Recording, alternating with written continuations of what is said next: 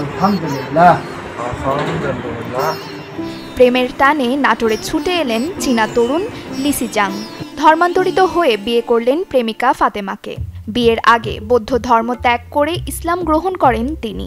তার নতুন নাম দেয়া হয় আলী।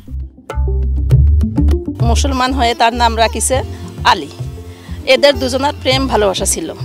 প্রেম ভালোবাসার টানে চীন থেকে বাংলাদেশে চলে আসছে। সামাজিক যোগাযোগ মাধ্যম উইচ্যাটে নাটোরের ফাতেমার সাথে পরিচয় হয় চীনা নাগরিক লিসিজাংয়ের। পরিচয় থেকে প্রেমে রূপ নেয় সেই সম্পর্ক। আর এই টানেই চীনা যুবক হাজির হয় বাঙালি প্রেমিকার দ্বারে। লিসিজাং পেশায় একজন চিকিৎসক, আর অন্যদিকে ফাতেমা ইতিহাস বিভাগের ৩য় বর্ষের ছাত্রী। আমাদের পরিচয়টা উইচ্যাটের মাধ্যমে। আমাদের সম্পর্ক ৬ মাসের। দেন ১৯ তারিখে সে এখানে আসছে।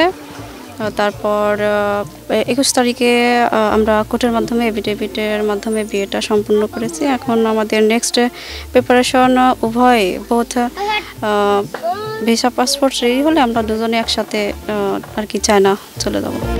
এ ঘটনায় পরিবারের সদস্য ও স্থানীয়দের মধ্যে উচ্ছ্বাস বিরাজ করছে। উৎসুক জনতা ভিড় করছেন ভিনদেশি বর দেখার জন্য।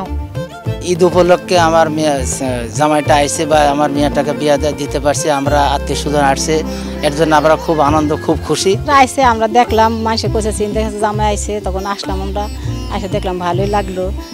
স্বামী স্ত্রী বসে আছে, আরো মানুষ আসতেছে, ভ্যানলে অটোলে আসতেছে, আমরা আসছি, এসে দেখে ভালোই লাগলো। আমার চীন দেশের লোক, আমরা তো চিনি না জানি না, এখন আমরা দেশে আইছি, আমরা দেখলাম আইসে বিয়ে করলো, বিয়ে দিল, বিয়ে করে এখন সবাই দেখলো।